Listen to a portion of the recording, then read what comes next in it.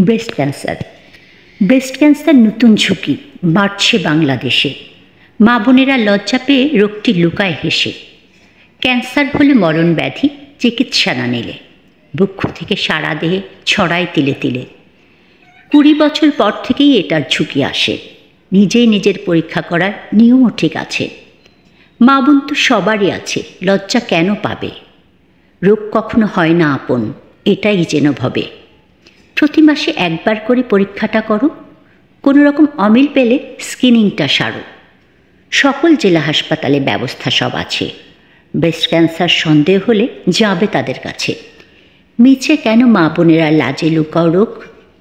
একবার তা ছড়িয়ে গেলে থাকবে শুধুই শোক।